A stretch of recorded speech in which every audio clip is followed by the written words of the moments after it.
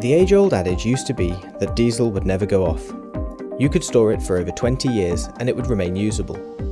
Although in most cases this was true, in reality, fuel actually did need conditioning. If fuel was stored in a stationary tank over a period of time, it would slowly separate into its chemical base layers. However, this didn't pose much of a problem as older engines could run on pretty much anything. As fuel and engine technology has advanced, so have the risks of failure due to contaminated diesel. Modern fuel injection systems operate at pressures in excess of 35,000 psi, as opposed to 15 years ago when injection pressures rarely exceeded 3,000 psi.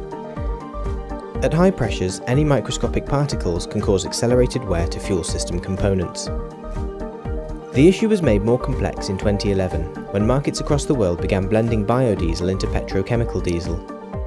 The current ratio used across Europe is 7% biodiesel to 93% petrochemical diesel, although this is expected to rise in the not too distant future. The current type of biodiesel used is fatty acid methyl ester, or FAME. It was added to reduce the environmental impact of using diesel, and while it has successfully reduced emissions, it has also accelerated the rate in which fuel deteriorates. It's now widely accepted that if stored under normal conditions, diesel will remain in a usable condition for just 6 to 12 months. As it gets older, diesel suffers from three main types of contamination: water, bacterial growth, or diesel bug, and solid particulates. Biodiesel is hygroscopic, meaning it attracts water. This is the most troublesome contaminant found in diesel. It can corrode engine components, encourage acid buildup, and reduce lubrication.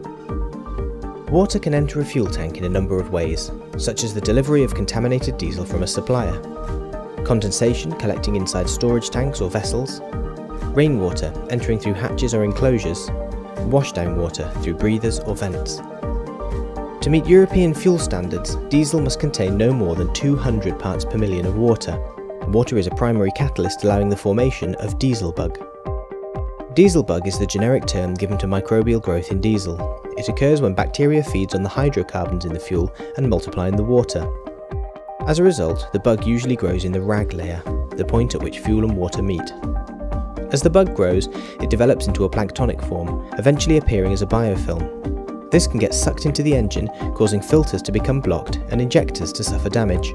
Fuel filters and injectors can also become blocked or suffer damage as a result of solid particulates. This type of contamination can appear in many forms, including sand and grit from poorly sealed air vents or rust from deteriorating tank surfaces. Fuel injectors are incredibly precise. They use nozzle openings as small as 2 to 3 microns, which is 20 times smaller than a human hair, to deliver a precise quantity of fuel in a well-defined spray pattern. Whilst this delivers great performance, it does leave them at risk of damage from solid particulates such as dust, dirt, rust, and traces of metal. The threat of contamination has prompted engine manufacturers to void warranties if damage has been caused by dirty fuel. Equipment failure can be expensive, but to protect against dirty diesel is not. A fuel conditioning program is the most cost-effective way to keep your fuel clean and dry.